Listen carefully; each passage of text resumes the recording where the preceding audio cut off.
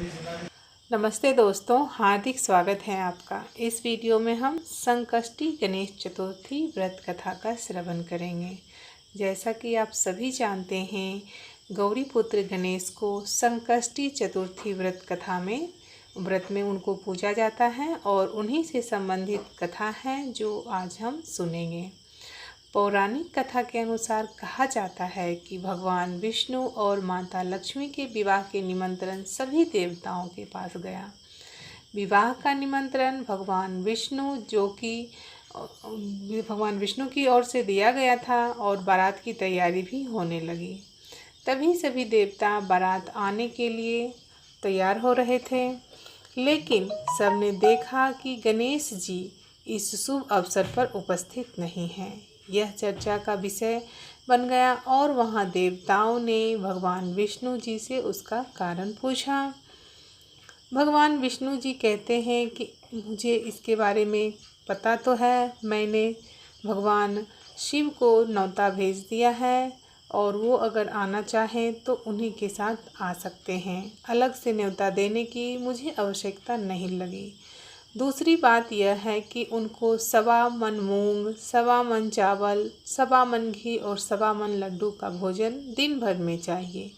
यदि गणेश जी नहीं आएंगे तो कोई बात नहीं, दूसरे के घर जाकर इतना सारा खाना पीना भी उचित नहीं लगता। इस बीच किसी ने सुझाव दिया कि यदि गणेश जी आ भी जाएं तो उनको द्वारपाल बनाकर बैठा देंगे कि आप घर पर ही रहना, आप तो चूहे पर बैठकर धीरे धीरे चलोगे तो बारात से बहुत पीछे रह जाओगे। ऐसा जब सुना, नारद जी ने जब ऐसा सुना तो उन्होंने सुझाव दिया, तो विष्णु भगवान ने भी इसकी सहमति दे दी। जब गणेश जी वहां पहुंचे तो उन्हें घर की रखवाली करने को कह दिया गया। बारात चल दी। तब नारद जी ने देखा कि गणेश जी तो दरवाजे पर ही बैठे हुए हैं, तो वे गणेश जी के पास गए और रुकने का कारण पूछा। गणेश जी कहने लगे कि विष्णु भगवान ने मेरा बहुत अपमान किया है। नारद जी ने कहा कि आप अपने मूषक सेना की आगे भेज दें तो वह रास्ता खोद देगी, जिससे उनके रथ धरती में धंस जाएंगे। तब आपको सम्मानपूर्वक बुलाना ही पड़ेगा। ये सुनते ही गणपति महाराज ने अपनी मूषक सेना आगे भेज दी और जो मूषक सेना थी उसने वैसा ही किया। जब बारात वहाँ से निकली तो रथों के पहिए जो थे वो धरती में धंस गए। सभी ने अपने अपने उपाय किए, परंतु पहिए नहीं निकली, बल्कि जगह जगह से टूट गया। किसी को समझ में नहीं आ रहा था कि क्या किया जाए, कैसे इसका उपाय किया जाए। तब तो नारद जी का कहने लगे कि आप लोगों ने गणेश जी का अपमान करके अच्छा नहीं किया। यदि उन्हें मनाकर लाया जाए तो आपका कार्य सिद्ध हो सकता है और आपका संकट टल सकता है। शंकर भगवान बोले, अपने दूत नंदी को भेजा और गणेश जी को लेकर आए। गणेश जी को आदर सम्मान के साथ पूजन किया गया। तब कहीं रथ पहिए के निकल गए। अब रथ के पहिए निकल तो गए, लेकिन वे टूट फूट गए थे, तो उन्हें सुधारे कौन। पास के खेत में खाती काम कर रहा था, उसे बुलाया गया।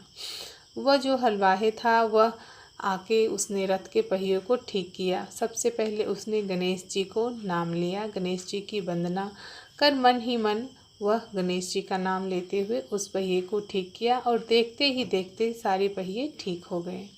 तब जो हलवाहक था कहने लगा कि देवताओं, आपने सर्वप्रथम गणेश जी को नहीं मनाया और ना ही उनकी पूजन की होगी, इसलिए तो आपके साथ यह संकट आया है। हम तो मूर्ख अज्ञानी हैं, फिर भी पहले गणेश जी को पूजते हैं और ध्यान करते हैं। आप लोग तो देवतागण हैं, फिर भी आप गणेश जी को कैसे भूल गए। अब आप लोग गणेश जी को जाकर मनाइए, तो आपको सब मनोकामनाएं जो है वह पूर्ण होगी और आपके ये संकट भी टल जाएंगे। ऐसा कहते ही बारात वहाँ से चल दी और भगवान विष्णु जी लक्ष्मी जी समेत गणेश को याद करते हुए अपने विवाह में निमंत्रण देते हैं और उनको शामिल करते हैं और उनका विवाह संपन्न होता है। इसके पीछे की मान्यता ये हुआ कि जो भी आप कार्य करते हैं तो सबसे पहले गणेश जी को अवश्य निमंत्रण दें। शादी ब्याह कर रहे हैं या फिर गृह प्रवेश कोई भी शुभ कार्य कर रहे हैं तो सबसे पहले गणेश जी को निमंत्रण अवश्य दिया जाता है।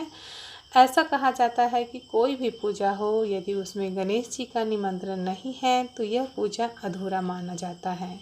तो ये थी संकष्टी गणेश चतुर्थी व्रत कथा। उम्मीद करती हूँ कि आपको वीडियो पसंद आई होगी।